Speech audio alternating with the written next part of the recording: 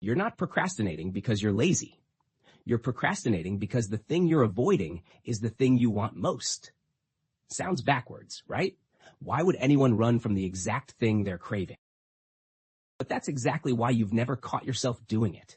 Nobody puts avoiding my dream on their to-do list.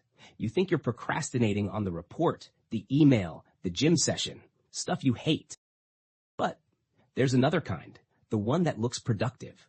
It shows up around the course you always wanted to take, the manuscript you've been carrying in your head for years, the phone call to someone you still owe an apology to. You're not avoiding it because it's boring.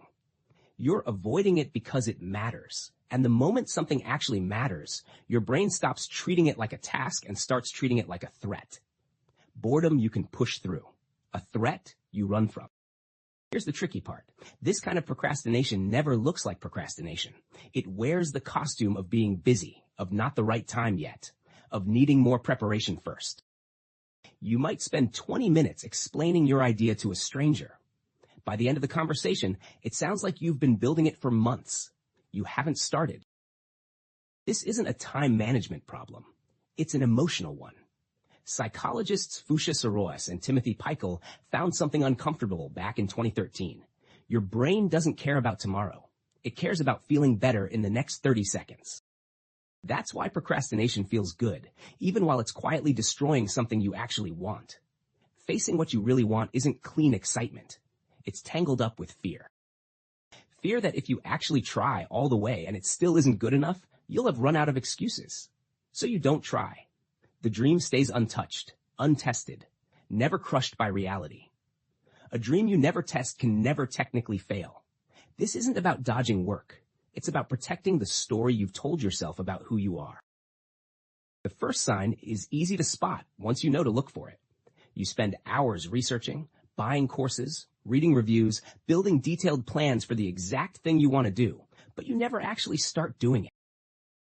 Say you download 3 language learning apps and watch a dozen how to learn in 6 months videos, but you haven't opened a single real lesson. Preparation, in this case, isn't action. It's procrastination wearing the mask of hard work. The goal was never to learn another method. The goal was to avoid finding out whether you could actually do it. The second sign is that you only do the thing when nobody's watching.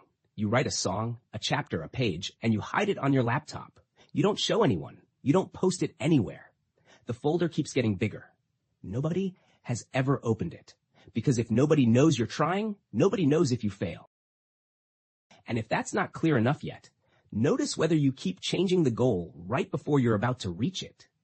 You're almost done with the portfolio piece you were going to send an employer, and suddenly you decide to start over because it's not good enough yet. Every single time. It's not a skill problem. You're manufacturing a reason not to submit it.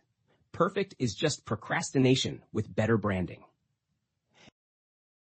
A fourth sign is quieter than the first, and it lives in your mouth, not your calendar. Sign 1 is about what you do with your hands, the research, the planning.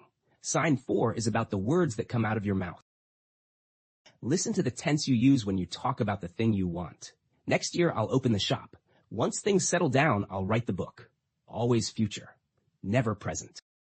You can say that same sentence for 3 years straight with the exact same spark in your voice every time and never notice that the tense itself hasn't moved an inch. Present tense means it's real enough to be judged. Future tense means it's still safe. There's a fifth one, and it hides in plain sight. You're at your most productive when there's no deadline at all. With work you hate, you only move when someone forces you to. But with the thing you actually want, there's no deadline. No outside pressure. Nobody asks you to write the novel. Nobody asks you to launch the shop. That's exactly why it's so easy not to. Just you, alone with your own fear, sliding into something else. Something more urgent, but far less important. No deadline means no witness. No witness means no failure. But the clearest sign is the one you rarely admit to yourself. It's the feeling of relief, not disappointment, every time you find a legitimate excuse to push it back one more day. You say, today got too busy, and somewhere underneath that, there's a quiet exhale. That exhale is the real evidence. Notice that word, relief. Not guilt, not frustration. Relief only shows up when some part of you was dreading the thing, not longing for it. All 6 signs point back to the same place. You're not procrastinating because the work is hard. You're procrastinating because succeeding or failing at this thing is tied to who you are. And for as long as you never start, you get to stay the potential version of yourself instead of the tested one. The real question was never how to procrastinate less. The question is whether you're willing to trade the safe illusion of untested potential for a real result, even one that might not be perfect. Untested potential feels comforting. Tested reality changes your life. What are you putting off? Not because it's hard, but because you're scared you'll try your best and it still won't be enough. Drop it in the comments. Subscribe if you like understanding yourself more than collecting productivity advice. Every week we unpack one pattern that's quietly running your life.